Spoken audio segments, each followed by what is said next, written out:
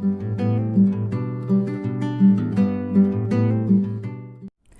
everyone and welcome to my channel. Here I make book related videos. So if you're interested in books, do subscribe to my channel and do not forget to hit the bell icon so that you get notified every time I post a new video. Amish Tripathi needs no introduction. His latest book, Suheldev, the King Who Saved India, has been released.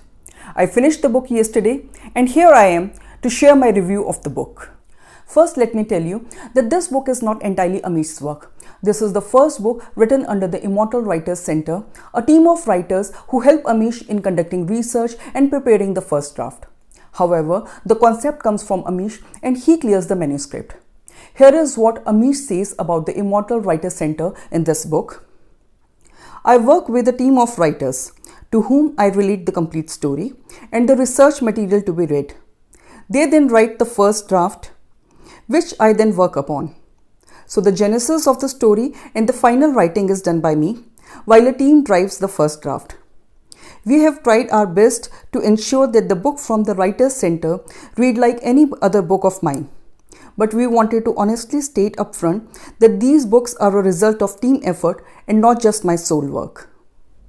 Now coming to the book. The book narrates the tale of an 11th century forgotten hero who unites Indians against the foreign invaders.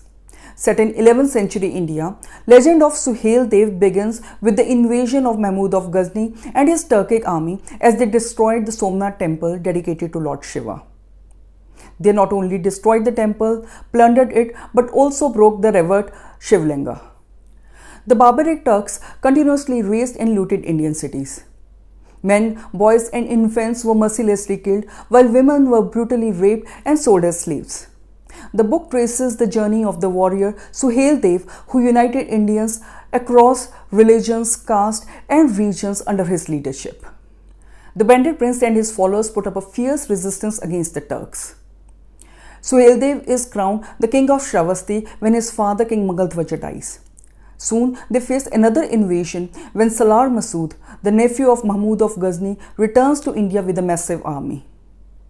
And this time the Turks are here to stay, as they intend to conquer and rule.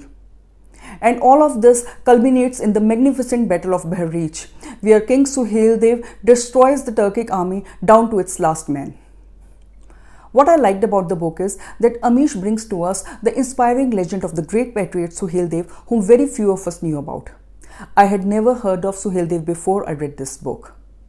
I really admired Amish's efforts to bring to the forefront the life and times of the brave king whose courage, leadership and foresight freed India of the savage Turks. The book celebrates India's unity in diversity and cultural tolerance. It questions the caste system prevalent in Hinduism since ages and highlights how it has badly affected our nation. It also talks about Hindu-Muslim conflict and the shortcomings of both the religions. The book had every ingredient to make it a good historical fiction, but something went amiss. The setting and the first chapter of the book, which narrates the attack on the Somnath temple, was so intriguing that I was hooked. But after that, everything went downhill. So what exactly went wrong? Let us see. Although the premise had great promise, but the plot was lost big time. The book starts off in style, but soon I felt like I was reading a Bollywood script. Every Bollywood blockbuster ingredient was there.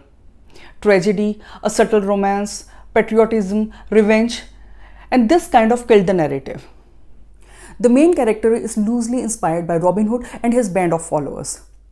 If you have read Robin Hood, then you will find the subtle similarity. But what baffled me was the sudden transformation of the lead character Suheldev.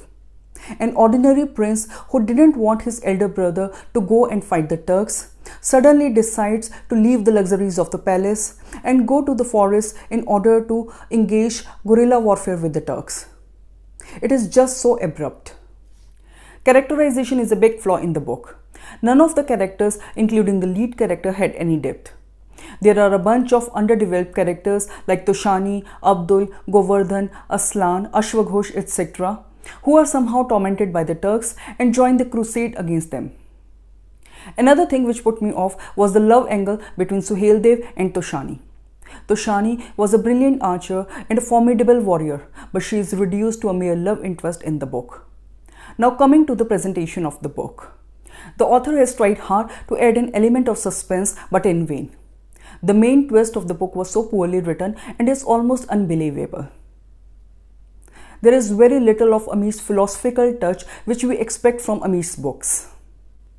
The book on the whole is quite average. Amish's magic, which was so evident in Shiva's trilogy, is clearly missing in this book. But then the book is not entirely written by Amish. However, this is no excuse. When the name of Amish is associated with the book, the readers have certain expectations. I will give this book 3.5 stars out of 5.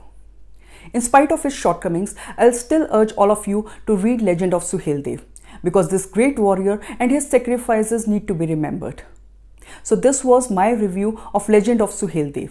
If you liked this video, please like, comment and share. And if you haven't subscribed to my channel yet, please subscribe. Until my next video, bye and take care.